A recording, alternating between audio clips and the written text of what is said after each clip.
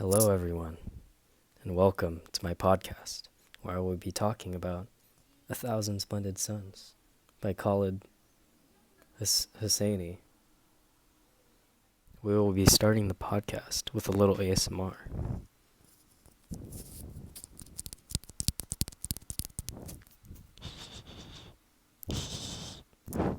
Hello. So the first thing I will be talking about is Mariam. One of the interesting things about Mariam, I thought, was the fact that she basically had no valuable parenting. So Halil, who was not a very good father, was pretty much non-existent. And then Nana was she was an interesting mother in that she had an interesting way of showing Mariam the ways of life. Yeah. She basically had nothing good in her life until, or actually, even until Rashid kept pounding her and just completely abusing her. And until Layla and the children that Layla bore came into her life, she was like desperate for some attention, you know? So the second thing that I will be talking about is Rashid, because he is definitely an interesting character. I feel like when talking about Rashid, you have to talk about the conversation between nature and nurture, because is it Rashid's fault for being so aggressive and abusive? Or is it just because the culture that he lived in forced him into this abusive nightmare? That's an interesting question, in which I think it was mostly the culture. However, he did have ways of, he could have decided to not abuse Mariah, but he chose to just because that's like the cultural norm.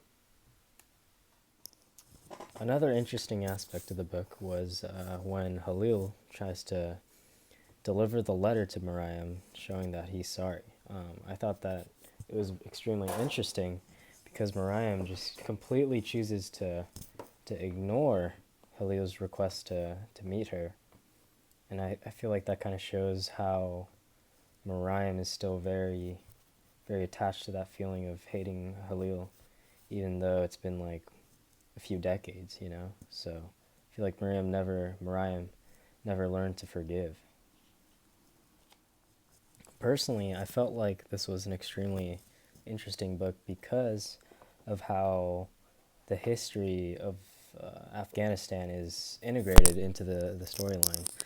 We can see how the Taliban and all the warring factions and stuff influenced Mariam, Rashid, and all those people's lives.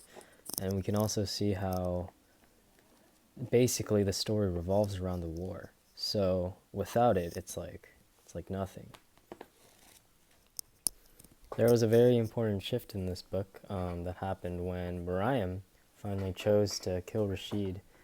And this choice signified Mariam finally controlling her destiny and showing that Rashid cannot control her, that Mariam is her own woman and she can do whatever she pleases, even though that the consequences are very difficult to deal with. She's like, I'm going to do it anyway because like my life rocks, you know?